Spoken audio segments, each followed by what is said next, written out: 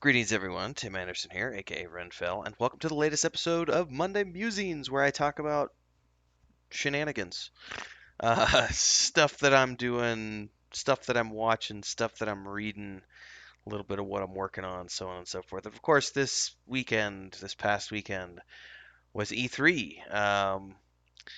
Lot of stuff to go over. I'm not really going to cover all of that in this episode. There are a few games that caught my eye. The Avatar game looks interesting. I think that the takeaway for me is most of the trailers that I watched were CGI trailers, and it's really hard to get an idea of whether or not a game is going to be worth playing or not just based off of a CGI trailer, because CGI trailers are there to make things look pretty and get you hyped, but they don't actually show anything. And speaking of which, the Outer Worlds 2 video trailer preview was all about that. Like, it's a tongue-in-cheek where the guy narrating it is like, and here's this, glorious VFX shot and this close up, which is going to inspire lots of pre orders. And they were just, talking about the fact that a CGI trailer is all about getting people to pre order a game and not about actually showing any gameplay footage. So, unfortunately, a lot of what I saw this year, and I haven't gone through everything at this point, but I'm not an E3, like I wasn't just sitting at my computer all weekend waiting for that. We're running, we're training for a 5K. My wife and I, we're doing lots of different things, lots of project driving work. So, you know, I saw some things, but a lot of CGI stuff, and some of the games look interesting. Like I said, I think the Avatar game looks like it could be fun. The one that caught my eye the most was well, there's a few, but I think the one that for me was the number one was the Guardians of the Galaxy, where you get to play as Star Lord and you have a team. That game looks like a hell of a lot of fun. But also, of course, Outer Worlds 2.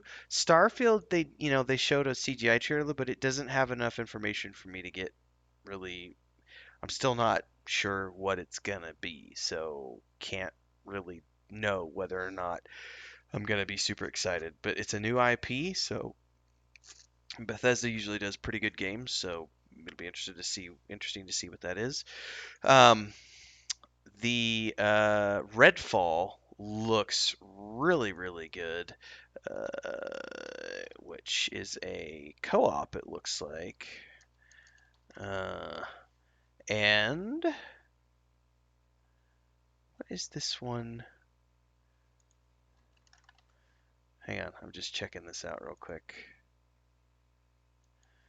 Obsidian Games, because Obsidian has Outer Worlds 2 coming out, obviously, but there's this Avowed game, which we still haven't really seen anything from, um, and they don't have, and so far as of this E3, we haven't seen any more footage from Avowed, but Um, I'm really looking forward to that game, and I'm hoping that we eventually get some good footage, but I don't think it's coming from this E3. Anyway, lots of good stuff out of E3. That's going to be something to look forward to, I think, for most people.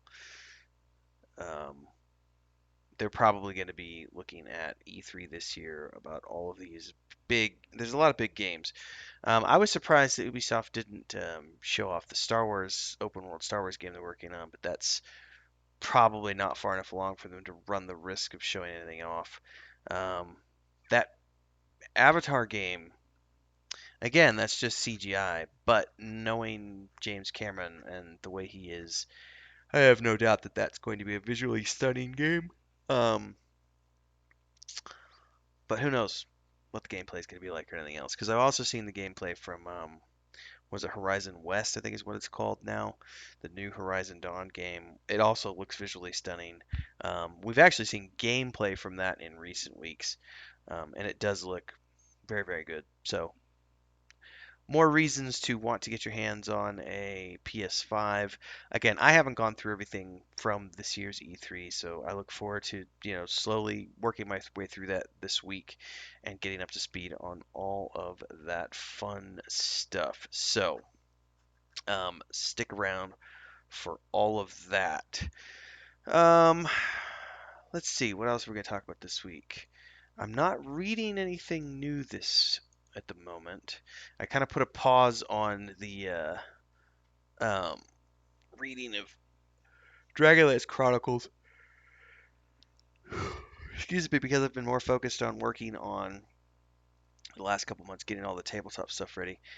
And I think one of the things right now, because I'm working on, and this is sort of Project Drummond, but also I'm going to talk a little bit about just tools and the way tools have advanced and how much things have come along and the reason we like Unreal more than Unity and some other things. Um, so I started learning how to use Incarnate for this. That's the map making tool that I'm using for this a new project for Project Drummond. And previously, I'd used a couple of other different programs when I was doing maps for Saga Leucemia, and they're all somewhat similar. Um, I like Incarnate because I saw that they had just, before I decided to make the purchase, because I just picked up the Pro version, just dirt cheap. It was like $30 or something for a whole year. But the reason I chose to go with Incarnate was because of the fact that they have just regular updates. Like I just looked at it and said, you guys have made a ton of progress in the time that you've been doing this, and I just see lots and lots and lots of updates being made. And then even in the few months since I started using it, they've done a ton of new updates, added new asset packs, a bunch of cool stuff. They added a Discord. So they're just continuing to move forward in leaps and bounds. The only downside to it that I see is that it's browser based and they don't actually have an app or a program that you can download and install. And the only reason I say that as a potential downside is because I like to do things in 4K because I like to do it in the maximum resolution. And since it's browser based, it does tend to get bogged down when you start doing too much and you have to just refresh the whole thing to unclog it. Um, and that's the only downside I see to it. But other than that, it's a great program. It's a great tool, and I'm learning a lot. In fact, I've watched some tutorials. I watched the tutorials that they put out, and not all of them, but I've seen some of them. But I'm also not getting into super complex things yet. But one of the things that was really funny is, so I'm working on a city map right now for Project Jam. I'm working on the city of Parthena pre plague. So before the destruction of the tower, circle of mages towers, and everything else. And um, there's, what I like to do is I like to go look at maps that other people have done, and then you can if the person has allowed it, you can clone that map and put it into your own catalog, and then open it up, and actually, it's like a Photoshop file in that at that point. So all their layers, all the things that they've done are there. And so it's really great as a, you know, reverse engineering tool because then you can go in and take a look at how someone did their building placement and what they did to make their flower beds look the way they did and the shadows on their trees and what size they used for scale and everything else. And that's been an invaluable tool for me to go in and say, well, okay, I like the way this map looks. How can I make my own version that has these elements? But no one really has anything in terms of cities that looked like what I wanted to have, where we've got a big harbor, a big port. Um, excuse me, and just the way the city was laid out. So I just had to go in and find some that look somewhat similar, and then start to try to kind of experiment with the tools. And there's been some fun learning. I lost about 2 hours of the day because I was in there playing around with things and wasn't quite sure how to do the the pavement the way that I wanted the pavement to be done, and so I was trying to do it just in the way that I knew how to do it. And then I got through 2 hours and then happened to by chance stumble across something within the tool set that allowed me to do the roads in all of like 90 seconds, and I had just done it manually in over a course of 2 hours, and I was just sitting here laughing at myself going, this is why you should this is why you should watch the tutorials because they will tell you these types of things. um, but this led me to thinking more about, there are people who do hand drawn maps, and I can't. I don't have that artistic ability. And hand drawn maps are incredible. Um, they're unique. You get something that's absolutely unique and unique to you or your project, and so on and so forth. And that aspect of hand drawn maps can never be taken away. But in terms of you know getting something done that you can do yourself without relying on a third party, if you can't draw like I can't, then having a tool like Incarnate is an invaluable asset because you can go in there and actually make professional looking maps.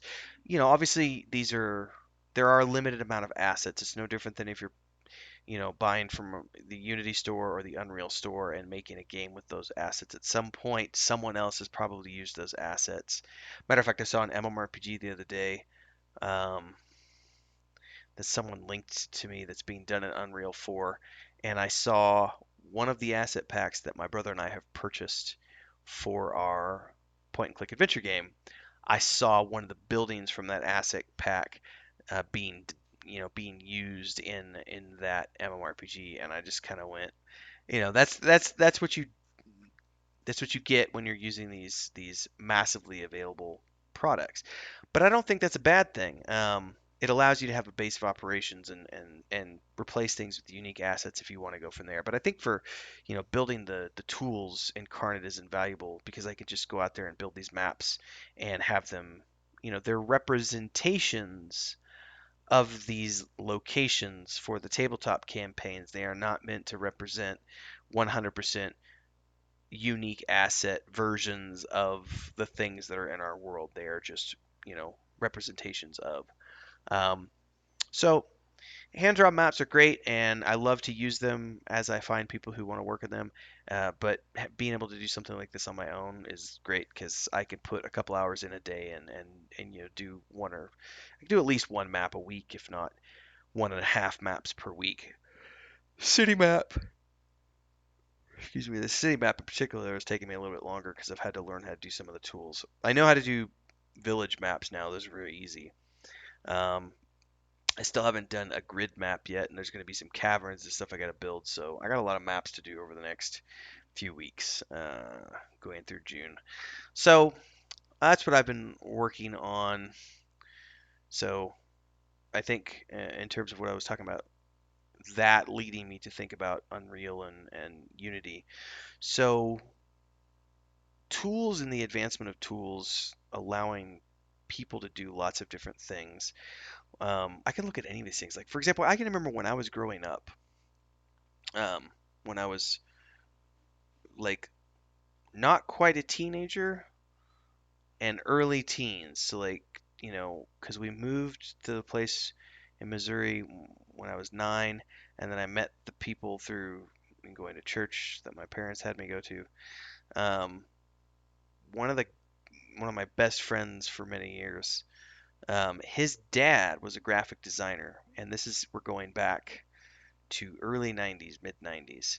And it was all Macs. He had an office, um, and that was back when Macs cost a fortune. They still cost a fortune, but they were really expensive. But he was running like I remember him running Adobe programs at the time, and this got me thinking about Photoshop. And like now, I have a subscription to Photoshop. I use Photoshop and I use Lightroom almost on a I don't use Lightroom on a daily basis, but my wife and I have used Lightroom for years now for photography, for travel blogging and stuff, and all of our travel photography. But Photoshop I use on an almost daily basis. I have a subscription for my day job, but I also use it for all of this stuff like the all the YouTube thumbnails, social media images, everything we do for Project Drammon. I'm using Photoshop for all that stuff.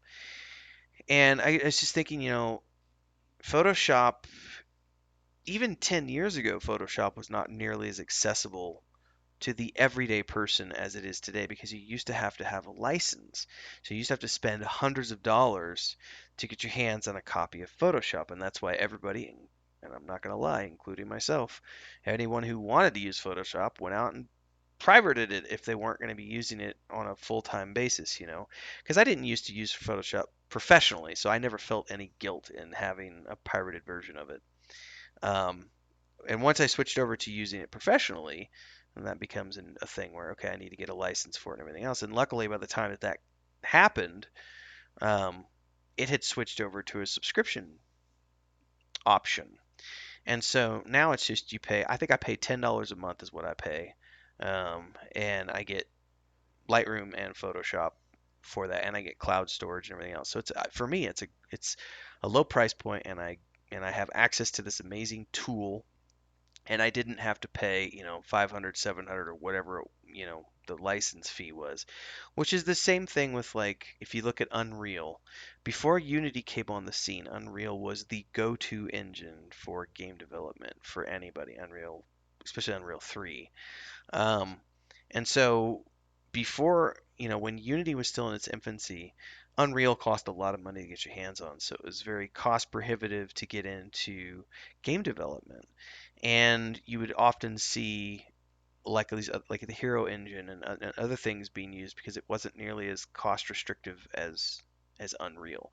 Then Unity came on the scene and they offered this thing where it was like, oh well, if you're just using it for yourself and for a small personal project or for an independent project, well, here's the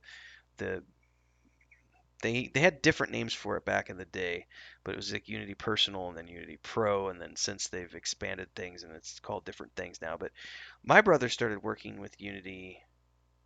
I don't really know, like I think 2012, maybe 2013, somewhere in there, because when I went to him in April of March or April of 2014 and said, "Hey, we're going to be, we're doing this MMORPG. Do you want to join us?" He was like, "Oh, I've already been using Unity in school." And it was like, "Well, shit." Um, so by the time we got into Unity, he'd already been doing it for a couple of years. I was able to jump right in, and there were tutorials and there was lots of ways for me to get up to speed. And again, this goes back to 2014, which was actually quite a long time ago. So when we um, moved on to this new project in early 2021, we had the decision of, well, do we want to do it in Unity because we've been working in Unity since 2014, so we've been working in Unity for 7 years. Do we want to do it in Unity or do we want to switch over and work in Unreal? Because from an engine standpoint, they're similar in nature, and Unreal's been around a lot longer. They've got a lot more resources available and other things. But what really appealed to us is the fact that like they have the Unreal Grant, they have blueprints. Blueprints allow you to do things that you can't do in Unity per se because you need a programmer for pretty much everything in for the most part. If you're talking MMORPGs, if you're just talking single player stuff, you can do a lot of it on your own in Unity. And they are making blueprint like products now for Unity. But with Unreal, it was like they have blueprints, they have the Unreal University, they have a lot more documentation and a lot more years of resources behind them. Let's just dive into that. And I have not gotten heavy into the Unreal Engine yet because I've been so busy doing all the writing and everything else for this Project Drummond. Whereas when we started Saga Lucemia, I was very hands-on with the with the Unity engine for basically the first 3 years of the project because I was doing world building alongside my brother. And so those of you who remember like going back to all the old like the Getting Lost video and all those early videos and things we did on social media 2014, 15 and 2016, that was my brother and I. And eventually we got other people on board who were doing other things, and then I went away from it for a couple of years because I was too busy with other things, and then I got back into it because I had to do VFX for the alpha. I think it was stage 3 pre-alpha or whatever we called it. I don't remember. The one that we did at the beginning of 2020, March 2020, that was that big build. And then I spent the latter half of 2019 learning VFX in Unity and getting up to speed on that. Having switched over to Unreal, it's amazing to me how much more documentation there is.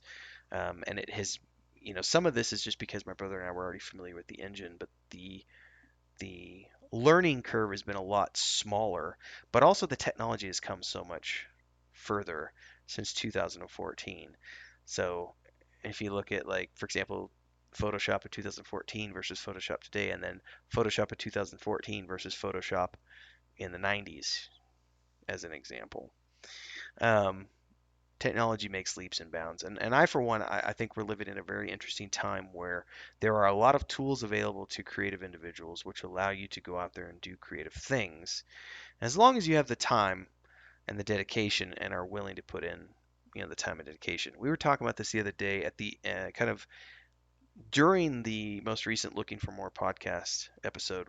We were talking about Unreal 5, and I was showing those guys how Unreal 5 is so much more than, and even Unreal 4, but Unreal is so much more than video games. It started off as a video game engine, but it is now the backbone and becoming even bigger of a backbone of the film industry in the sense that, as an example, Disney is using Unreal exclusively with the technology that they're using, that 360 screen that they're using with The Mandalorian, and now they're using it on Kenobi as well, where they can pre-build these sets in Unreal, and obviously they're using Houdini and Maya and other things, but Unreal is the engine that's running it, and they build these huge 3D sets, and then rather than having to go on location and do location shoots, they can have a concept artist, prepare something and go, we want that, have some 3D artists build that, get it rendered, and then they've got a set, a fully 360 3D set, and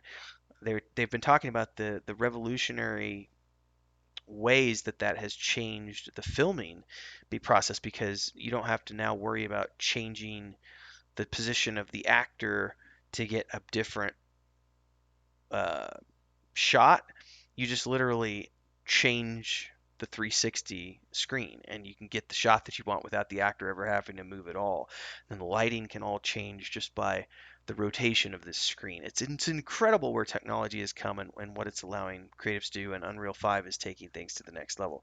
But one of the things I was talking to the guys, I was talking to Simmerg and Nathan Napalm after the show about, was the fact that when Joey and I jumped into doing Project Drummond and we decided to switch over to Unreal, it's just been mind blowing to us the amount of information at our fingertips that has made things accessible, and us able to do the things we're doing in a fraction of the time that it took us to do things in Unity. Some of that is the learning curve. Some of that is just the fact that we've worked in the engine in an engine now for 7 years. So we have a familiarity that allows us to do things quicker now than we did 3 years ago, 4 years ago, 7 years ago. But there's also just the fact that for us, Unreal is so much easier to work with, so much more intuitive, and there's so much more information and tutorials out there that we could just jump in and do things.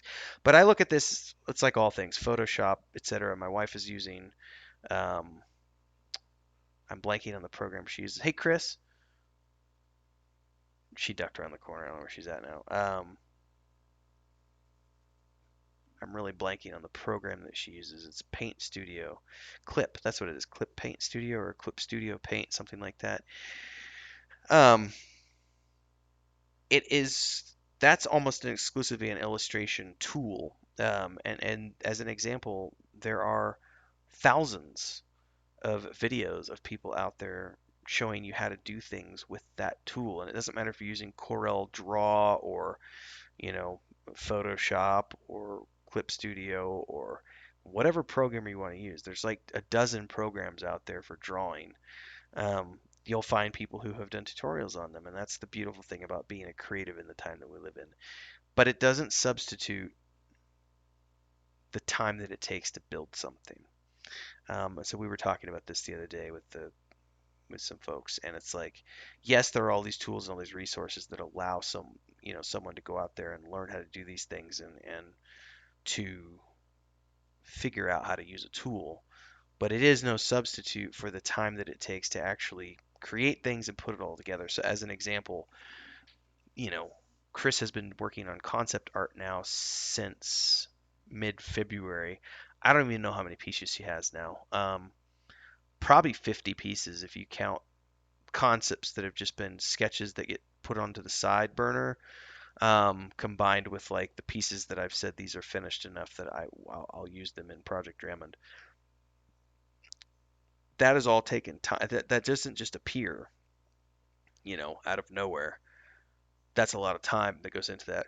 So this goes back to, I saw a fun TikTok the other day where there's a lot of really cool. So if you've never used TikTok before, I didn't get into TikTok during that initial wave during the pandemic of people just picking it up and going, I'm gonna start doing, but I got into it this year. I think it was February. My brother was like, "You should do it. I'm getting good views just posting stuff on my ranch, and we should use that for the new project." And I was like, "Okay, cool." It has now become my go-to social media platform. Like, I love Patreon, or excuse me, I love TikTok. Like, I've used Facebook since it came out. I've used Twitter since it came out. I've used YouTube since it came out. Um, uh, Instagram. Um, TikTok is amazing. And I think what's amazing for a lot of people is the community and the fact that people actually, far more than any other social media platform that I've ever used, people actually follow through and come to your site and look at your projects and join your channels and follow you, and not just for me. There was before I get sidetracked, uh, TikTok has been this amazing thing where um, just finding lots of creative people who are doing really creative things on that platform. And when I first got into it, I was thinking that, everything I knew about TikTok was girls who twerk. It was just lots of twerking videos and people doing dances to songs. And that was what it initially started off as, was kind of like a Vine replacement. But then the platform has evolved, and so has the user base. And now there's just like, I'm following people who are like, I think it's Shoshi Miniatures. I'm gonna do some shout outs actually during this video.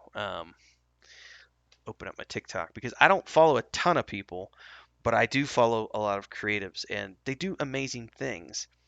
And there is a point I'm gonna be making with all this, I promise. Um, so the Cave of Crafting is one I love. He does all sorts of miniature set things. Max Randolph Studios, who's like a smith that does like these just amazingly intricate um, designs and doors and smokers. And he like did this huge Hobbit door the other day with stained glass. It took him like a month. There's Shoshi's Minis. I love. There's this guy, Bearded Badger Storytelling Ogreane from Ireland. These are just a handful of the people I'm following. And then this girl that I found the other day. Um, how do you pronounce her page? Oriumnos Oddities. Oriumnos Oddities. Homemade pagan products, heathen owned and operated. I love her site. Um, but she does like skins and runes and stuff out of wood and bone. And this is the point I was trying to make about this was the other day. One of the guys I follow here does knives, handmade knives, and he's a smith. And people are selling lots of handmade products on TikTok. It's a great marketing tool. That girl I was just mentioning, she said that she got on TikTok and blew up to 80,000 followers over the course of like 3 months, which is more followers than she has gained in more than 4 years of being on Instagram and having to pay for Instagram advertising and all these other things. And she was saying like her ROI, like the amount of people buying products, is like tenfold the people who buy from TikTok, like her audience from TikTok, are actually buying her products versus the people from Instagram, where it was a very small percentage that were buying. So it's just this massive amount of people on TikTok who are, it's a community and they're willing to support other artists, especially in these crazy times we live in. But the guy I was looking at, I'm rambling, the knife maker was talking about how he had a post where he was mentioning another guy who was like, "Oh, why would I pay $500 for a knife? I can go buy the products for a fraction of that and make it on my own." And it's like the guy then took his phone and he like did this video of his shop. And he's like, "This is why I charge $500 for a knife, because it's not about just the cost of the material. It's the fact that I have $15,000 worth of tools that I have accumulated over 10 years of being a smith. It is the 15 years of time and effort and skill that I have put in to learning how to make good metal works and actually craft good knives that are going to last you a lifetime.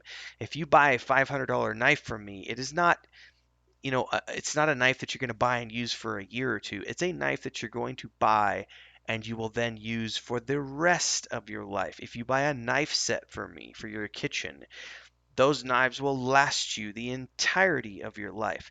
It's not like going to Walmart and spending $15 on a cheap set of flimsy wood handled steak knives that the handles are going to fall off in, a year, year and a half. You're buying a product that has, 15 years of artistry and mastery put into it and all this other stuff. And it's like that's what a lot of people fail to understand about the creative process is they think that, well, oh, cool, I learned how to do this thing and I know how to do this. Like I learned how to use this tool. So just because you learn how to use a tool doesn't mean anything. Now you have to learn how to spend the next 5 years or 10 years or whatever the case might be using that tool, learning to use other tools, combining those tools and those processes together to make something at the end of the day. And that is probably an exaggerated version of the creative process when it comes to like making a video game or making a book or making a show or a podcast or a comic book or any of these creative things. A lot of these things can be done on your own, but it still requires a huge amount of time. So I thought it was a really cool story and something for people to think about in the terms of, the worth of something from a creative is not necessarily based on what the tool was worth or what the materials were worth, but it's the time, the skill, the effort, all of those things get combined. Um, you know, Back in the day when I used to have my construction company, I got to a point when I was in my mid 20s where, and this is, early, the mid aughts, 2005, 2006, where I could demand a $500 fee just to show up. And it didn't matter if it was a 10-minute fix, it was $500 for me to show up and come there with my truck and my $15,000 worth of tools and everything else. It was just that's what it cost to get me on the phone and get me to come out to your place and do something for you. And then I usually looked at that and said, it's $500 and unless it's going to be something that takes me more than a couple of hours, that's just it. It's just $500. And then, you go out there and you look at it and you assess it and go, okay, this is going to take me a full day. It's going to be $500 for the first, yeah, 3 hours, say. And if it takes me longer than 3 hours, and I charge $150 an hour after that, um, I couldn't do that when I was 19 years old, but by the time I was 26, I could because I'd been doing it for 7 years, 8 years, or whatever, and had all my tools and I knew how to do all the things. So there's a certain amount of expertise that comes with that kind of stuff. Anyway, I digress. Project Drummond, cool stuff coming in the pipeline. I am working on maps right now. If you've watched the stand up recently, you'll know everything that we're working on. But I'm going to be starting, if not this week, it'll be either this week or next week. We're going to be starting the actual first time ever we haven't done it yet. We're going to be starting the newsletter for Project Drummond. And we're going to be taking signups for various things. If you're going to want to get your hands on the demo of the single player point and click game, you're going to want to sign up to the newsletter because we're going to release all that information is going to be going out through the newsletter. Um, we're going to be doing signups for the tabletop game are going to be done through the newsletter. I'm a big fan. The newsletter is the most powerful tool for marketing, hands down, because you're getting people's email addresses and their contact information, and that information can then it's there so that you can contact people and let them know about your products. So I will continue to do what I have done with every product and every project that I've worked on in the last 20 years, which is you build email lists and you get people involved and you build your communities. So stay tuned for that information because we're going to be doing that. Like I said, if I don't have it ready this week, it'll be next week. I'm not in a huge rush for that. It looks like probably we're not going to be doing uh,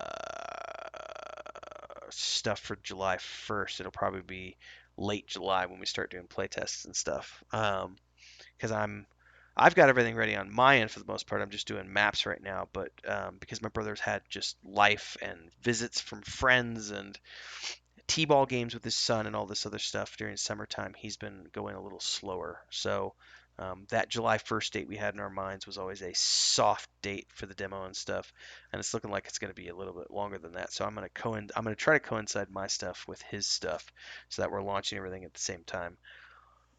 But we will be starting the newsletter in the next week or two so that we could get everybody into the newsletter, excuse me, and prepped and ready for that. So stay tuned for that. Um, if you have a PlayStation, let me know if you guys play PlayStation. I have pre-ordered Dark Alliance for PlayStation 4, and that's coming out next Tuesday. And I plan on just playing it by myself for the single player campaign, but if you do have it on the PlayStation and you want to do some co-op, let me know and we can get hooked up and friend each other on the PlayStation Network and do some co-op for Dark Alliance once that comes out. Um, I'm currently in the middle of wrapping up Mass Effect 3. I should say I'm not wrapping up. I'm roughly halfway probably through Mass Effect 3. I'll have it finished probably by the end of the week, if not the weekend. Depends on how hard I play it this week. But that's my current game. I will have an overview of the game out sometimes this week. Don't know when. Um, I don't remember Mass Effect 3. I played it one time. Didn't play on the DLC. I don't want to ruin too much of this because I'll have it in my Mass Effect 3 overview that's coming out later. Um, that game is way better than I remember it being. Like, so good. It's like they took 1 and 2 and just polished the shit out of it for 3. And the DLC have just been, oh man, the Omega one in particular. Stay tuned for the Mass Effect 3 video because I'm going to be talking about all that stuff. So, thanks everybody. Stick around. Don't forget, later on today is the next Mondays in MMORPG episodes, and if I'm not mistaken, we're back with Ashen Phoenix. Yes, we are. We're talking about virtual reality in MMORPGs and how we think that's going to evolve and where it's at right now, and so on and so forth. So hopefully you'll tune in for that later on as well. Until next time, stay safe, stay healthy, safe gaming, and I will see everybody in the next episode.